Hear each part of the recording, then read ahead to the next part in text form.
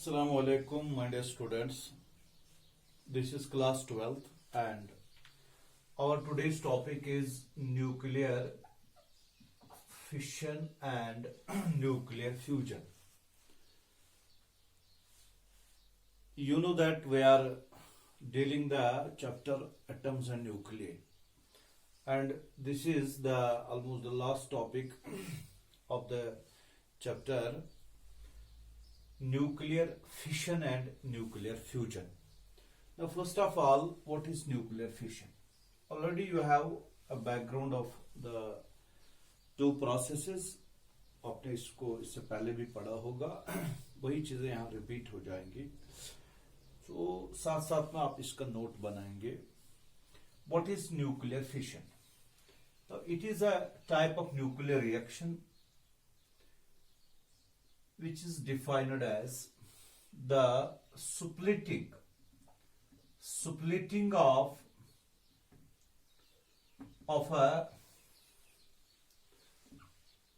heavier nucleus into lighter ones with the release of large amount of energy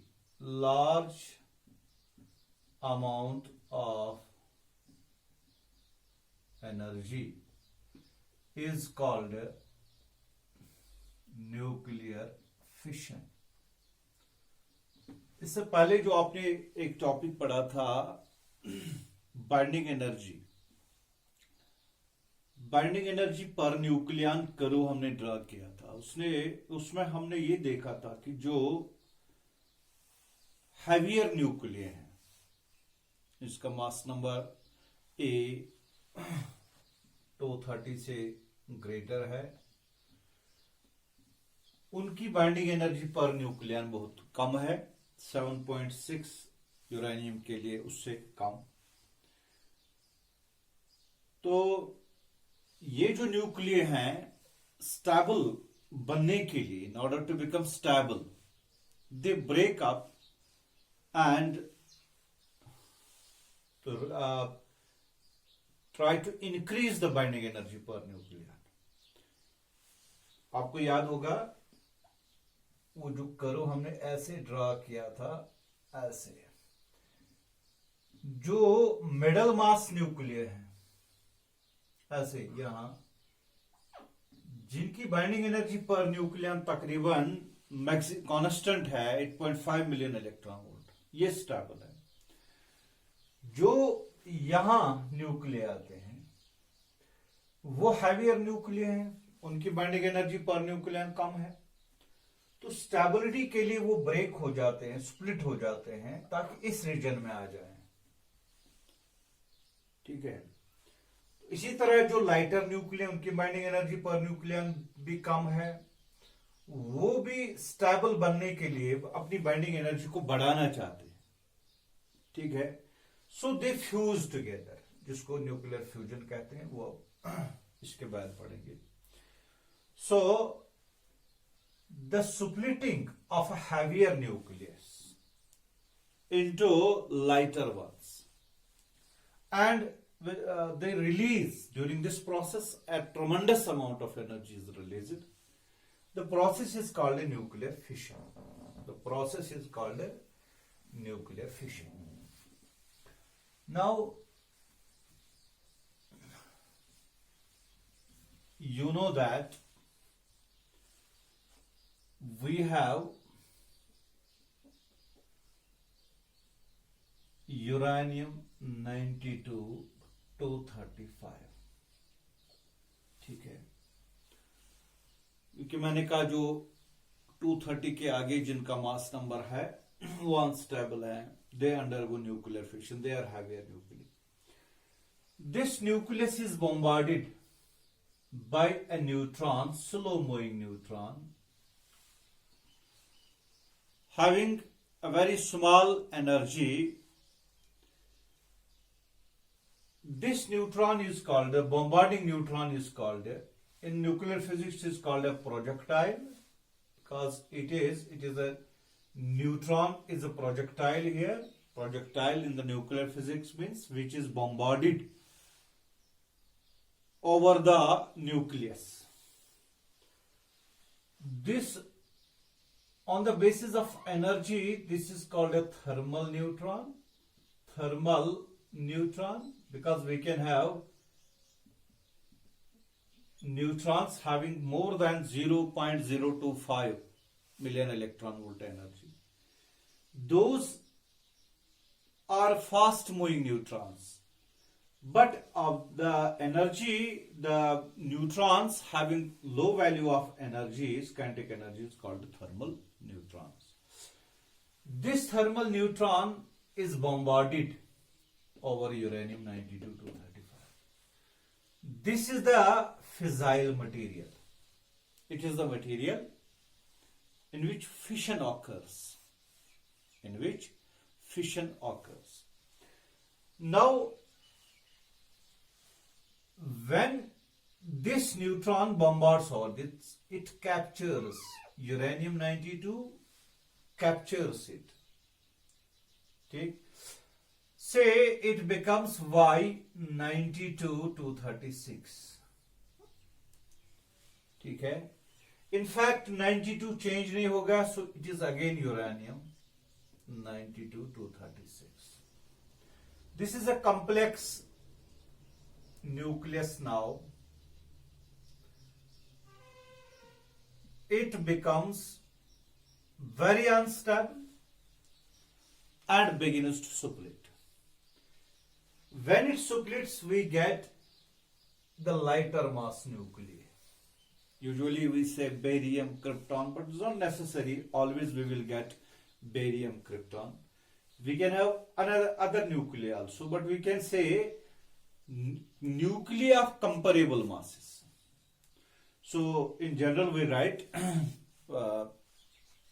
in most of the cases we write barium plus krypton plus three neutrons plus tremendous amount of energy, that is Q. So barium जो है उसका मैं लिखूंगा atomic number. Barium is 56-141, 36-92. 36, yes, it is 36-92. तो ये reaction जो है ये न्यूक्लियर फिशन रिएक्शन है. Nuclear fission reaction. ठीक. So this reaction is the nuclear fission reaction in uranium-92-235. जो ये एनर्जी रिलीज होती है, क्यों? The energy released will be in the form of kinetic energy of fission fragments, barium, krypton, neutron. These neutrons are called secondary neutrons. They are called secondary neutrons. जो products में आ गए secondary neutrons, and this is the primary neutron, क्योंकि इसी से ये nuclear reaction जो है trigger हो गई, स्टार्ट हो गई. जो ये एनर्जी रिलीज हो गई ये कहां से आ गई? दिस एनर्जी रिलीज क्यों? It is equal to delta m into 931.5 million electron volt. यानी ये इस रिएक्शन में जो मास डिफेक्ट आ गया, जब यहां रिएक्टेंट्स जिस पे हमने बॉम्बार्डमेंट किया और न्यूट्रॉन जो रिएक्टेंट्स है, इनका जो मास है, एटॉमिक मास, जब ये फिशन हो गया, फिशन के बाद जो ये प्रोडक्ट्स है उनका जो मास है उनमें डिफरेंस है. यानी a slight amount of mass is disappeared. Fission reaction के दौरान थोड़ा सा मास डिसअपियर हो गया, और जो ये मास डिसअपियर हो गया उसको मास डिफेक्ट कहते हैं. तो ये मास डिफेक्ट हम कैसे कैलकुलेट करते हैं? Mass of the products minus mass of the reactants. ठीक है. क्योंकि जहां यहां जो है रिएक्टेंट्स का मास जो है, mass of reactants minus mass of products, ठीक है। तो इन दोनों का जो डिफरेंस आ गया दैट इज डेल्टा एम। उसको एनर्जी में कन्वर्ट करते हैं, आपको ये पता है ऑलरेडी, 931.5 MeV आइंस्टाइन इक्वेशन, फिर एएमयू, हम एएमयूज में मास निकालते हैं, ये सारा चीज आपको पता है। So this is the energy release. और एक यूरेनियम न्यूक्लियस फिशन होने में जो एनर्जी रिलीज होती है, जब हम मास डिफेक्ट निकालेंगे डेल्टा एम, इसका मास क्योंकि ये 235 जो है ये मास नंबर है, 235 पॉइंट समथिंग, 1 जो है 1.008868, तो इन दोनों का ऐड कर देंगे, इसका ऐड कर देंगे, तो वो कैलकुलेट करेंगे हम, we will calculate it and we will get it and it is delta m, then we will multiply it by 931.5 million electron volt. That is for in the during the fission of one nucleus, that is nearly equal to 200 million electron volt, ठीक है, 200 million electron volt। तो ये tremendous amount of energy जो है ये release होती है in the form of heat, light etcetera. आप इसको नोट कर लीजिए।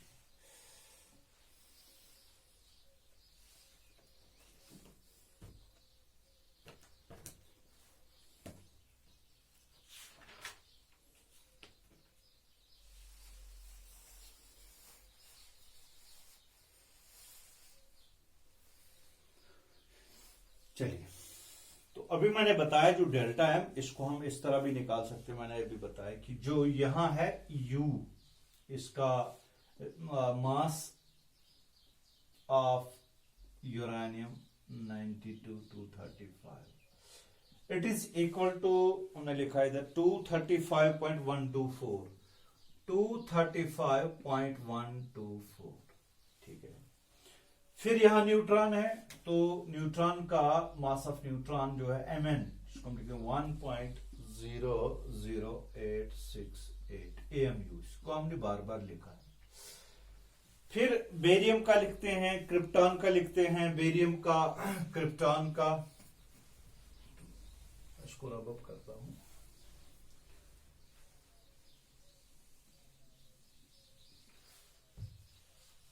बेरियम का मास ऑफ क्रिप्टॉन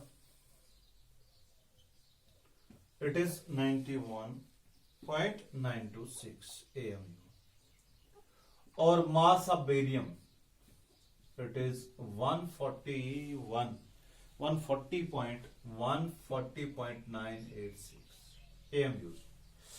तो डेल्टा एम जो मैंने अभी बताया, it is mass of reactants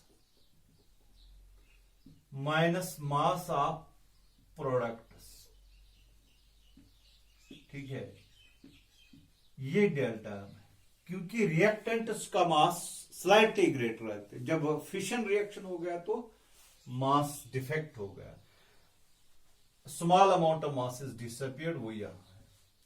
तो ये रिएक्टेंट्स का यानी uranium plus neutron, that is 235.124 plus 1.00868 ऐसे, माइनस फिर बेरियम का, क्रिप्टॉन का, 3 न्यूट्रॉन्स का, ये 91.926 प्लस 140.980 प्लस 3 टाइम्स 1.00868।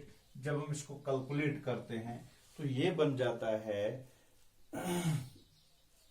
ये मास डिफेक्ट जो है। अब इसको एनर्जी क्यू निकालते हैं, delta m into 931.5 million electron.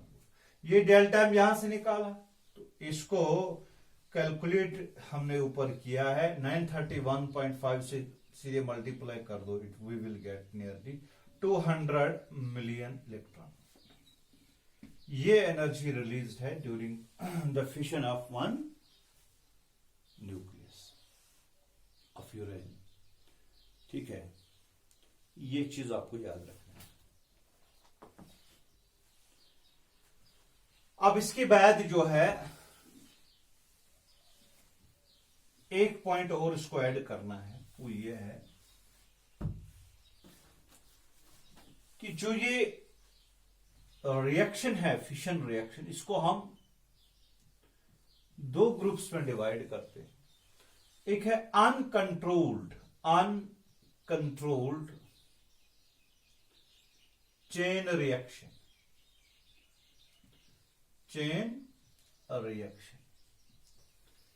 यानी जो न्यूक्लियर फिशन रिएक्शन है, जो आपने इस तरह लिखा, uranium 92-235 plus neutrons bombarded it, we get barium 56-141 plus krypton 3692 plus 3 times neutrons plus 200 million electron volt। अब यहां जो रिएक्शन आप देख रहे हैं, जो हमने न्यूक्लियर रिएक्शन स्टार्ट किया न्यूट्रॉन से, तो ये न्यूट्रॉन यहां हमको वापस भी मिल गया प्रोडक्ट्स में।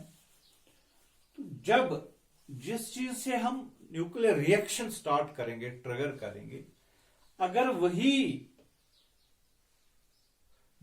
वही एलिमेंट वापस हमको मिल गया, ताकि न्यूक्लियर रिएक्शन जो है ये कंटिन्यू हो जाएगी, इसको हम चेन रिएक्शन कहेंगे। यानी the fission occurs due to the bombardment of neutron, ठीक, the same neutrons obtained as the product, so the nuclear reaction will be processed, it will be further processed by the same 3 neutrons। यानी इस तरह है, अगर uranium यहां इसको हमने bombardment किया न्यूट्रॉन से, तो यहां बेरियम मिल गया, यहां क्रिप्टॉन मिल गया, we again get 3 neutrons ऐसे। तो ये जो 3 न्यूट्रॉन्स हैं, they bombard with uranium 3 uranium nuclear ऐसे। तो यहां से भी अब दोबारा बेरियम और क्रिप्टॉन मिलेगा, बेरियम और क्रिप्टॉन। तो यहां से भी बेरियम और क्रिप्टॉन मिलेगा, ठीक है, यहां से भी बेरियम और क्रिप्टॉन मिलेगा, ठीक है, और we will get again 3 neutrons more here, 3 neutrons here ऐसे, 3 न्यूट्रॉन्स, और यहां भी हमको 3 न्यूट्रॉन मिलेंगे। देखिए, पहले केस में 1 न्यूट्रॉन था, वो इसके साथ हमने बॉम्बार्ड किया, 3 न्यूट्रॉन्स मिल गए, 200 मिलियन इलेक्ट्रॉन वोल्ट यहां एनर्जी मिल गई। तो ये जो 3 न्यूट्रॉन्स हैं, they cause fission of 3 more nuclear, 3 more uranium nuclear. तो यहां से 3 न्यूट्रॉन हमको और मिले, यहां भी हमको 3 न्यूट्रॉन्स मिले, और यहां भी हमको 3 न्यूट्रॉन्स मिले। In the first case, we were having 1 neutron. So we can write it here, 3 raised power 1, 3 raised power 0, that is 1. दूसरे केस में 3, 1, 2, 3, 3 raised power 1, that is 3. तीसरे केस में 3, 3, 3, that is 3 raised power 2, that is 9. देखो 3, 3, 3, यानी ये जो number of neutrons हैं, it increases progressively, but we can use it here, geometric progression, not in arithmetic progression. There is a geometric progression of the increase in the nucleus, these secondary neutrons. So this is geometric progression. The number of neutrons that cause nuclear fission, that increases, that multiplies, ठीक है। So this reaction will continue till the whole nucleus, till the whole material, fissile material, till the whole uranium material is spent in nuclear fission। जब तक पूरा material हमको खत्म ना मिले, तब तक ये रिएक्शन कंटिन्यू हो जाएगी। दूसरी बात यह है कि हमको बहुत एनर्जी रिलीज हो जाए यहां मिलेगी। पहले केस में 200, फिर 200, फिर 200, क्योंकि ये मल्टीप्लाई हो जाती है, क्योंकि रिएक्शन जो है ये इंक्रीज हो जाती है। The rate of reaction is very fast and in fact this is an uncontrolled reaction. It's a chain reaction because it occurs here for 1, for 3, etc. It's a chain reaction and it is uncontrolled chain reaction because we get a tremendous amount of energy released, and finally we call it the uncontrolled chain reaction. It results in a huge amount of energy that is called the atom bomb. That is the atom bomb. So atom bomb works on the principle of uncontrolled chain reaction. ठीक है, तो ये चीज हमको देखना है कि uncontrolled chain reaction में हमको जो एनर्जी मिलती है that is not that is obtained in huge amount, and the neutrons, secondary neutrons, cause further fission of the uranium nuclei till the whole uranium sample is spent. ठीक है, अब इसको जो ये चेन रिएक्शन है it has been controlled, इसको control किया जा सकता है, यानी जो एनर्जी हमको रिलीज हो गई, एक तो इस पे कंट्रोल हो सकता है कि हम इसको यूटिलाइज कर सकते हैं, we can utilize it in peaceful purposes.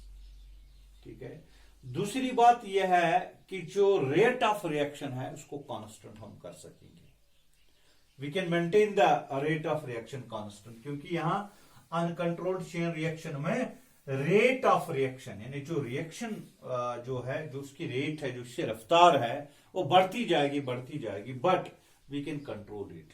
So first you remember that number 1, पहला पॉइंट ये है कि हम कैसे, जो सेकंड चीज आप लिखिए यहां, controlled chain reaction, controlled chain reaction. तो कंट्रोल चेन रिएक्शन में पहला पॉइंट आपको याद रखना है कि rate of reaction is made constant, rate of reaction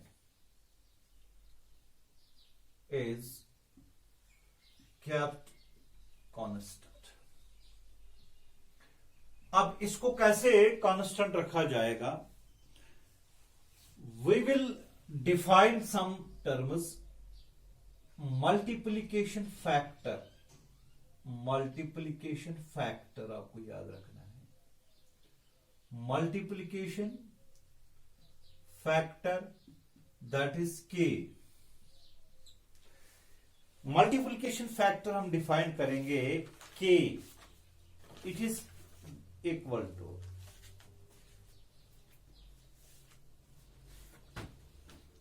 rate of production of neutrons. ऐसे लिखो, rate of production of neutrons divided by rate of loss of neutrons. Please note it. Rate of production of neutrons, rate of loss of neutrons. यानी जितने neutrons हमको मिले reaction में, एक particular reaction में, divided by rate of loss of neutrons. कितने neutrons हमने loss इसमें, यानी जो एक्सेस न्यूट्रॉन्स है इसमें. जैसा कि मैंने बताया कि अभी यूरेनियम 92 235 इसको हमने न्यूट्रॉन से बॉम्बार्ड किया. ठीक है, तो यहां बेरियम क्रिप्टॉन 3 न्यूट्रॉन्स हमको मिले, तो वो they cause the fission of further 3 nucleus. तो यहां दूसरी रिएक्शन में 3 न्यूट्रॉन्स हमको मिले. ठीक है, अगर इसमें से एक्सेस न्यूट्रॉन्स को हम रिमूव करेंगे, for example we will remove 2 neutrons, those are here rate of loss of neutrons. 2 neutrons हमने रिमूव किए, प्रोड्यूस हो गए 3. So the value of K is controlled. Once the value of K is controlled, the reaction is controlled. So that is why we define the multiplication factor as rate of production of neutrons divided by rate of loss of neutrons. क्योंकि हमने कहा controlled chain reaction लाना है, तो controlled chain reaction में सबसे पहली बात यह है कि जो इसमें सेकेंडरी न्यूट्रॉन्स हमको मिले उनकी जो तादाद है वो बहुत ज्यादा है. एक्सेस न्यूट्रॉन्स को रिमूव करना है. We have to remove the excess neutrons. So इस पे नजर रखने के लिए हमें ये फैक्टर हमको डिफाइन करना पड़ता है. रेट ऑफ प्रोडक्शन, जैसा कि आप लिखिए, अगर हम K को 1 मेंटेन करें, if K it is equal to 1, what does it mean? It mean जितना प्रोड्यूस न्यूट्रॉन हो गए उतना हमने लॉस कर दिया. Rate of production of neutrons divided by rate of loss of neutrons. The chain reaction will be steady. The chain reaction will be steady. STEADY या constant. याद रखो, steady. This reaction is called a controlled chain reaction, जिसमें K1 है. This reaction is called controlled chain reaction. Controlled chain reaction, ठीक है, ठीक, controlled chain reaction है. दूसरी बात यह है कि अगर if K greater than 1, K is greater than 1, तो इसका ये मतलब है K greater than 1 होने का मतलब है अनकंट्रोल्ड चेन रिएक्शन. क्योंकि ये ज्यादा है production of neutrons, it is uncontrolled, जो पहले केस में था अनकंट्रोल्ड चेन रिएक्शन. ठीक है, अनकंट्रोल्ड चेन रिएक्शन में K multiplication factor greater than 1 होता ही है. तीसरी बात यह है कि if K is less than 1, यानी rate of production of neutrons कम लिए हमने, तो लॉस ज्यादा किया, तो K लेस देन 1 है, तो इसको जो है ये जो रिएक्शन है उसमें हम कहते हैं chain reaction would come to halt, यानी फाइनली चेन रिएक्शन नहीं हो जाएगी. सस्टेन होने के लिए K1 है, एक्सेलरेट होने के लिए K ग्रेटर देन 1 है, तो रिटार्ड होने के लिए या हाल्ट होने के लिए जो K है वो लेस देन 1 होना चाहिए. तो ये मल्टीप्लिकेशन फैक्टर है. दूसरी बात यह है कि इसको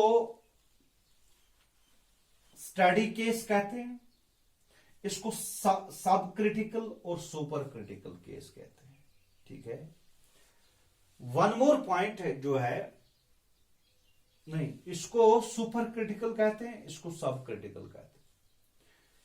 जो ये यूरेनियम है, यूरेनियम आपको पता है ये 3 आइसोटोप्स जो है 230, यूरेनियम 92 235, यूरेनियम 92 236, यूरेनियम 92 238, 3 इसके आइसोटोप्स हैं.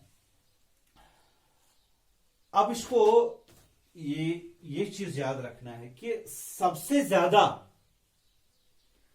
जो एबंडेंस है वो 238 की है. मैं लिखवाऊंगा यूरेनियम 92 235 238 236, सबसे ज्यादा इसमें 99% जो है एबंडेंस, रिलेटिव एबंडेंस जिसको हम कहते हैं. आइसोटोप्स की जो एबंडेंस है वो अलग अलग होती है.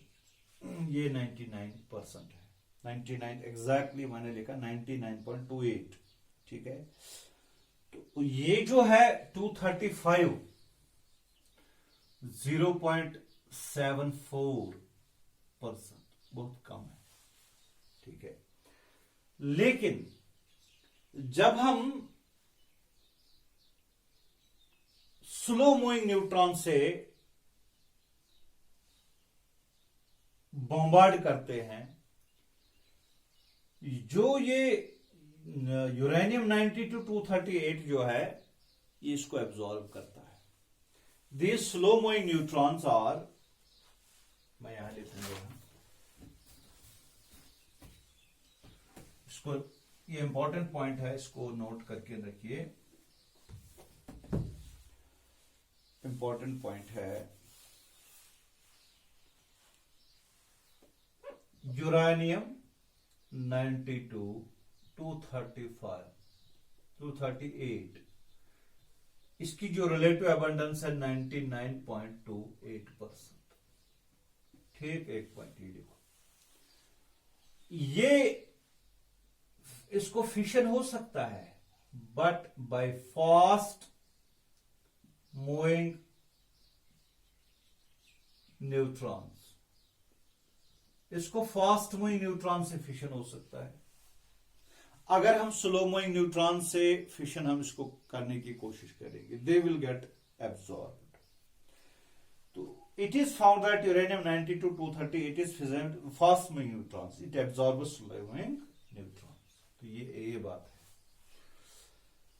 दूसरी बात, जो यूरेनियम 92-235 जो है, it is fissionable with slow moving neutrons, slow moving neutrons. ठीक है, अब हम क्या करते हैं, जो नेचुरल यूरेनियम है उसमें से 235 वाला इसको निकाल रहे हैं, इसको निकाल हम रहे हैं। चेन रिएक्शन को मेंटेन करने के लिए we are first separating uranium 92। बिल्कुल आसान बातें हैं ये, लेकिन नोट करके रखना है point to point. First we are separating uranium 92-235 from the natural uranium, जिसमें 92-238 भी है। तो इसको हम एनरिचमेंट बोलते हैं, एनरिचमेंट। हाँ, इसको हम एनरिचमेंट बोलते हैं। और ये जो यूरेनियम है, it is enriched uranium, enriched. ठीक है, एनरिच्ड यूरेनियम। इसका जो साइज है पर्टिकुलर साइज, क्योंकि रिएक्शन को मेंटेन करना है, सस्टेन करना है, तो ये डिपेंड करता है कि कितना जो यूरेनियम रॉड्स जो हम बाद में दिखा रहे हैं न्यूक्लियर रिएक्टर में, उनका साइज जो है वो ऐसे होना चाहिए कि रिएक्शन स्टडी हो, K शुड बी 1। ठीक है, क्रिटिकल साइज जिसको हम बोलते हैं, particular size, this critical size. तो इसलिए 3 चीजें आपको याद रखना है कि एक्सेस न्यूट्रॉन्स को रिमूव करना है, एनरिचमेंट ऑफ फ्यूल करना है। फ्यूल क्या है, जो फिशन मटेरियल है, तो ये फिजाइल मटेरियल है, फिजाइल मटेरियल, ये याद रखना है। तो एनरिचमेंट करना है। तीसरा, इसका एक पर्टिकुलर साइज रखना है, क्रिटिकल साइज। ये चीजें जो है, जब ये सारी चीजें हो जाएंगी, we are having the controlled chain reaction. ठीक है, और जो कंट्रोल चेन रिएक्शन से हमको एनर्जी मिलेगी वो यूटिलाइज हो सकती है, उससे हम इलेक्ट्रिसिटी जनरेट कर सकते हैं, या कुछ और बहुत सारी चीजें, बहुत सारे काम इससे लिए जा सकते हैं। जैसा कि आपको पता है, जो ये कंट्रोल्ड चेन रिएक्शन जो है, it is obtained in a nuclear reactor,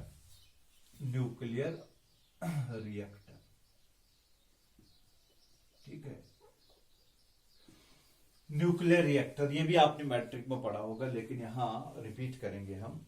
nuclear reactor, कुछ चीजें बताएंगे इसके लिए। देखिए, न्यूक्लियर रिएक्टर में क्या होता है, ऐसे एक चेंबर होता है, यहां फ्यूल रॉड्स होते हैं लेड चेंबर में। ठीक है, फ्यूल रॉड्स होते हैं।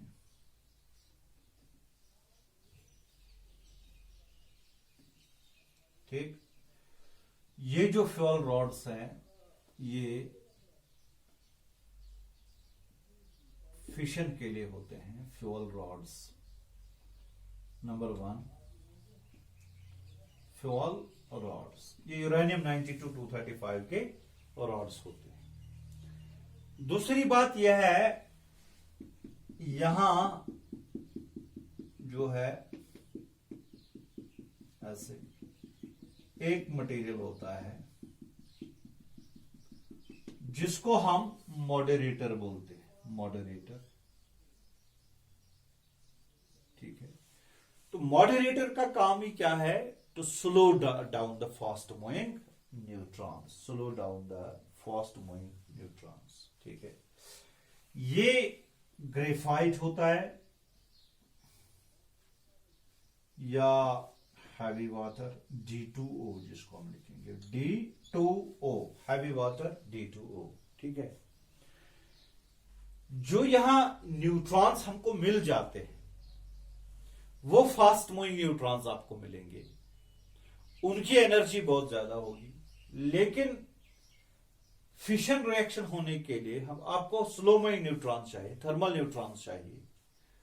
ठीक है, तो उनको स्लो डाउन करने के लिए, उनकी काइनेटिक एनर्जी डिक्रीज करने के लिए हमने यहां मॉडरेटर यूज किया है, जिससे वो स्ट्राइक करते हैं और एनर्जी लूज करते हैं, स्लो डाउन हो जाता है। ठीक है, दूसरी बात। तीसरी बात, यहां और रॉड्स होते हैं जो इसमें एम्बेड होते हैं, लाइक दिस, फिक्स किए होते हैं, but they can be moved, they are moving, they can be moved down or upwards। एक मैकेनिज्म के तहत इनको नीचे लाया जा सकता है या ऊपर लाया जा सकता है। They are called control rods, यहां मैं लिखूंगा कंट्रोल रॉड्स। ठीक है, कंट्रोल रॉड्स। तो ये जो कंट्रोल रॉड्स हैं, they are made of cadmium और बोरॉन, कैडमियम और बोरॉन। ठीक है, हाई एब्जॉर्बिंग पावर है इनको। यही जो रिएक्शन जो है, ये जो कंट्रोल रॉड्स हैं, यही एक्चुअल में चेन रिएक्शन को कंट्रोल कर सकते हैं। They can start the reaction, they can stop the reaction even, and they can control the chain reaction. क्योंकि जब हम इनको नीचे लाते हैं, जो यहां से एक्सेस न्यूट्रॉन्स हमको मिले वो एब्जॉर्ब करते हैं, वो एब्जॉर्ब करते हैं। जितना ज्यादा लाएंगे नीचे, उतना ज्यादा ये एक्सेस न्यूट्रॉन्स को एब्जॉर्ब करेंगे। तो एक्सेस न्यूट्रॉन्स को एब्जॉर्ब करना इन कंट्रोल रॉड्स का काम है। तो जब ये एक्सेस न्यूट्रॉन्स को कंट्रोल करेंगे तो मल्टीप्लिकेशन फैक्टर जो है that will come to equal to 1। तो अगर वो 1 के लेस देन भी आ गया, इफ के is less than 1, the reaction will धीरे धीरे it will come to halt, reaction नहीं हो जाएगी। यानी रिएक्शन को ट्रिगर करना, स्टार्ट करना, मेंटेन करना कंट्रोल रॉड्स का काम होता है, इसीलिए इनको कंट्रोल रॉड्स कहते हैं। So they control the whole reaction, they are actually absorbing the excess neutrons. ठीक है, ये चीज इसमें है। Fission material, moderator, control rods, ये 2-3 चीजें इसमें खास हैं। तो फिर उसके बाद जो है बाकी इसके साथ हम लगाते हैं कूलेंट लगाते हैं, क्योंकि जो यहाँ एनर्जी हमको मिलेगी, जो यहाँ एनर्जी हमको रिलीज यहां से हो जाएगी, वो एनर्जी इसमें हम यहां से एब्जॉर्ब कर सकते हैं, वापस निकाल सकते हैं। एक्चुअल में न्यूक्लियर रिएक्टर में ये खास चीजें हैं। फिर न्यूक्लियर पावर प्लांट बन जाता है जिसमें कूलेंट होना चाहिए। हाँ, शील्ड इसमें लगाते हैं, प्रोटेक्टिव जो इसमें है, मतलब लेड की जो वहां से रेडिएशन निकलेगी वो हमको कोई इफेक्ट ना करे, तो इसमें उसको एक प्रोटेक्टिव शील्ड लगा रहे हैं। तो न्यूक्लियर पावर प्लांट को हम इसको एक्सटेंड कर सकते हैं, वहां से एनर्जी रिलीज होगी, उसको लेना है।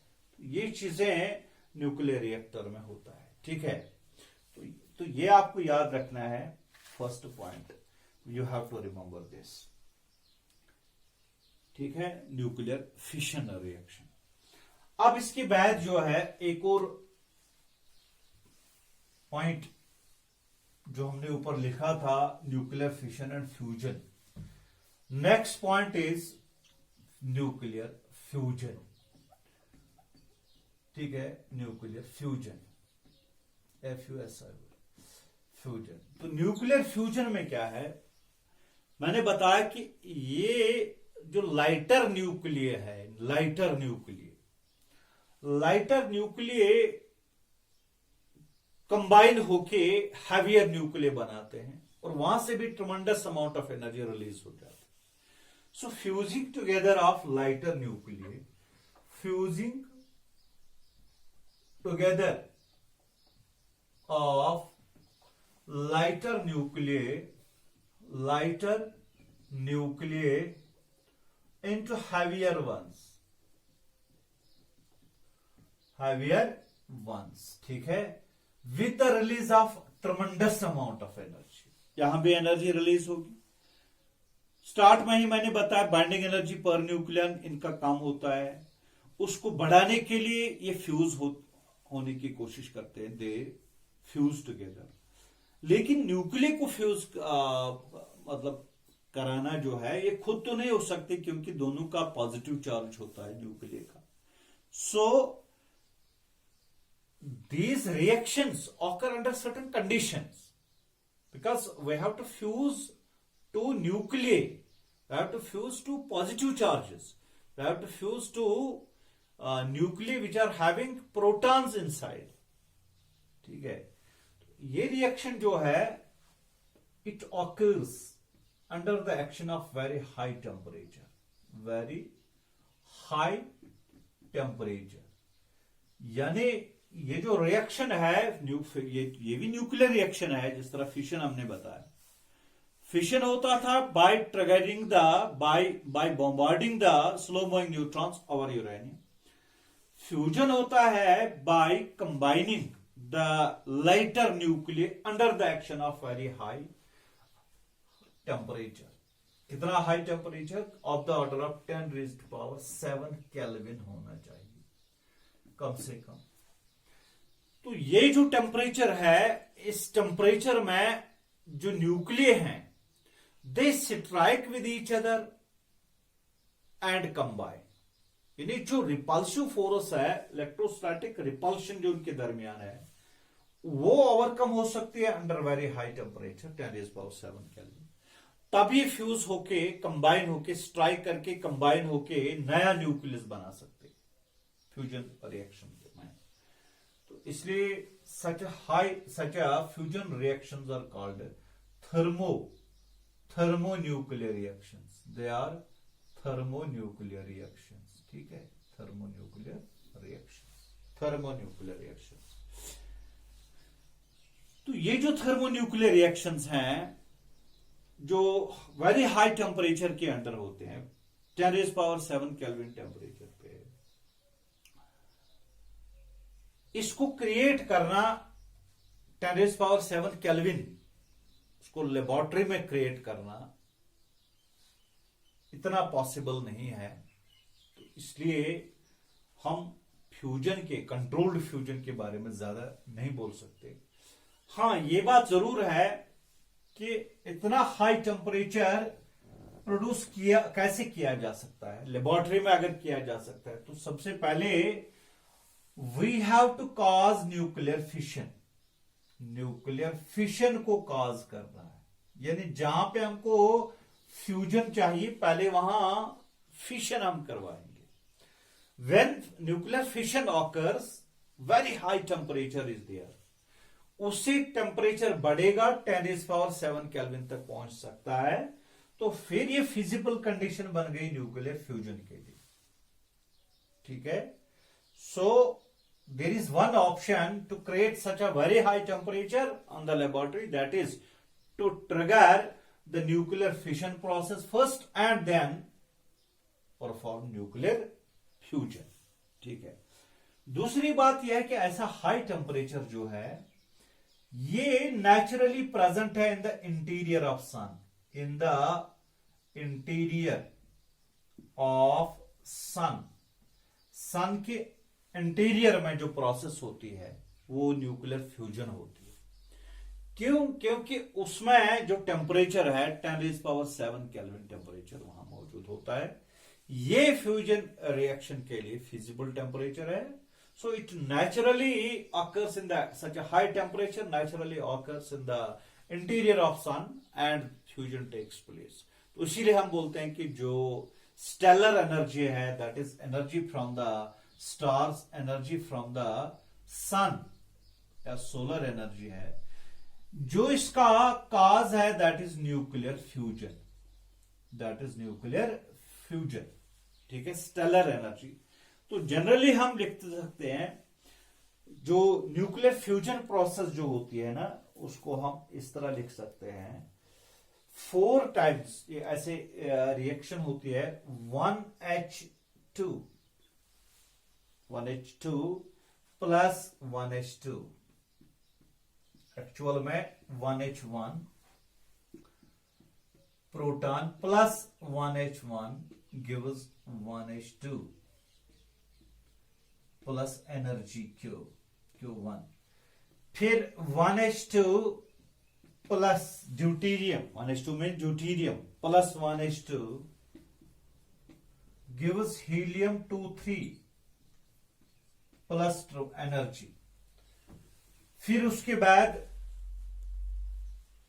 फाइनल रिएक्शन जो है that is 4 times 1H1, hydrogen fuse होके हीलियम बन जाता है, helium plus energy 26.7 million electron volt. और पार्टिकल्स भी पॉजिट्रॉन वगैरह निकल आते हैं, वो हमने नहीं लिखा है।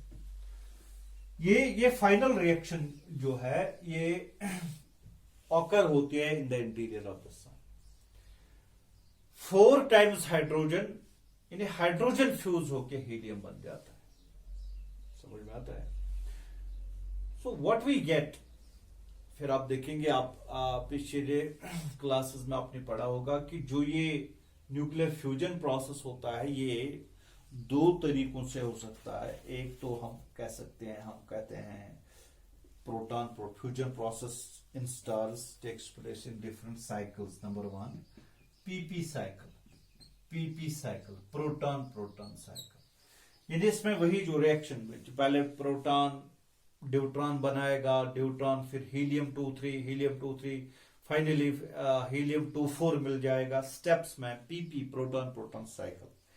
ठीक है, तो ये पीपी जो है ये इस सीक्वेंस में जाता है 1H1 ऐसे 1H1 plus 1H1 proton plus proton gives 1H2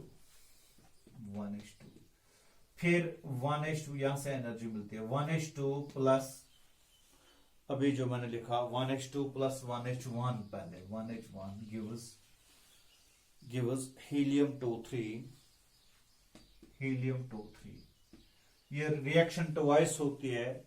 तो फिर उसके बाद फाइनल रिएक्शन आती है 4 times 1H1 gives helium plus energy 26.7 million electron. तो ये इसका फाइनल रिएक्शन है पीपी साइकिल। दूसरा रिएक्शन इस साइकिल में सीएन साइकिल हम बोलते हैं। सीएन साइकिल में क्या है, पहले कार्बन 612, मैं ये रिएक्शन सब लिखूंगा। तो ये रिएक्शंस हो सकते हैं सीएन साइकिल आप लिखो, न्यूक्लियर फ्यूजन प्रोसेस इन डिफरेंट साइकिल्स, सीएन साइकिल। आप ये रिएक्शन नोट करके रखो। Carbon 612 plus 1H1 gives nitrogen 713. Nitrogen 713 gives carbon 613 plus particles वो मैं यहां नहीं दिखा रहा हूं। Carbon 612 plus proton again gives nitrogen 714. Nitrogen 714 plus proton gives oxygen 850, ठीक है, gives oxygen 850, oxygen 815 gives nitrogen 715 plus energy, nitrogen 715 plus 1H1 gives carbon 612 plus helium 24। तो जब हम इनको ऐड करते हैं, इन सारे रिएक्शंस को जब हम ऐड करेंगे यहां, फिर ये रिएक्टेंट्स प्रोडक्ट्स में से जो मतलब कैंसिलेशन हो जाएगी। जैसे देखिए यहां कार्बन 612 यहां है, कार्बन 612 यहां है, तो ये कट हो जाएगा।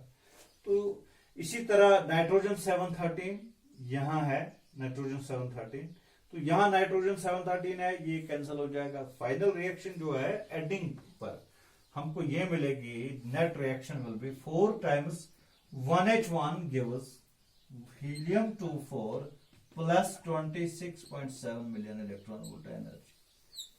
चाहे कार्बन नाइट्रोजन साइकिल हो या प्रोटॉन प्रोटॉन साइकिल हो, रिएक्शन यही है, हाइड्रोजन फ्यूज होकर हीलियम बन जाता है in the interior of stars and sun. So this was nuclear fusion process, the nuclear fusion process. Now shortcut में इसमें कभी क्वेश्चन आता है, आप डिफरेंस बताइए न्यूक्लियर फ्यूजन प्रोसेस और न्यूक्लियर फिशन प्रोसेस में डिफरेंस बताइए। तो मैं एक दो पॉइंट्स आपको बताऊंगा। पहले डेफिनेशन क्या है, न्यूक्लियर फ्यूजन क्या हो गया, it is the combination, it is the fusing together of lighter nuclear into heavier ones. Fission क्या है, it is the splitting of heavier nucleus into lighter ones. दूसरी बात, न्यूक्लियर फ्यूजन प्रोसेस है thermonuclear reaction, क्योंकि ये occur होती है under the action of high temperature. जो न्यूक्लियर फिशन रिएक्शन है that is not a thermonuclear reaction, that occur due to the bombardment of the neutrons. ठीक है, ठीक है। तीसरी बात यह है कि ये जो फ्यूजन रिएक्शन है it can not be control, क्योंकि मैंने बताया कंट्रोल करने के लिए अब इसके लिए बहुत सारी चीजें टोकाइमक बनाया गया, जो मैग्नेटिक कन्फाइनमेंट यानी किसी रीजन में इसको किया जा सकता है, तो ये इसके लिए कोशिश हो सकती है, तो इसके लिए कोशिश होती है। Efforts are on to have a controlled fusion chain reaction. But we cannot say fully it has been controlled. But in case of nuclear fission process, we have a controlled chain reaction, जिसमें nuclear reactor होता है, तो वो उसमें control chain reaction ही हो जाती है। ठीक है। एक और बात यह है कि nuclear fission reaction, fusion reaction में 26.7 मिलियन इलेक्ट्रॉन वोल्ट एनर्जी मिलती है। एक रिएक्शन में फिशन में 200 मिलियन इलेक्ट्रॉन वोल्ट एनर्जी मिल जाती है। आपको लगेगा कि इसमें ज्यादा है फिशन में, उसमें कम है, नहीं, ये पर यूनिट मास, जब हम इसमें मास देखेंगे पर 235, इट इज लेस देन 1। ठीक है, डिवाइडेड बाय ए मैंने किया, यहां भी डिवाइड बाय ए कर लो तो ए यहां ये है। ठीक है, तो ये देखो 4 न्यूट्रॉन्स जो 4 प्रोटॉन्स जो है, ठीक है, तो मास नंबर यहां से 4 डिवाइड कर सकते हैं। ठीक है, यानी पर यूनिट मास जो है, उस पर unit mass energy release per unit mass is very very high in case of nuclear fusion as compare to nuclear fission process. यानी न्यूक्लियर फिशन प्रोसेस जो है ये tremendous amount of energy release करती है, लेकिन जो न्यूक्लियर फ्यूजन प्रोसेस है वो उससे बहुत ज्यादा एनर्जी रिलीज करती है, वेरी वेरी हाई। तो फाइनल इसका वैल्यू उसको कहते हैं, जो फ्यूजन रिएक्शन का जो एनर्जी रिलीज है that is the form of hydrogen bomb. Hydrogen bomb is the works on the principle of nuclear fusion. ठीक है, so it is very powerful as compare to the nuclear fission. ठीक है, तो ये चीज आपको याद रखना है, डिफरेंस लिख सकते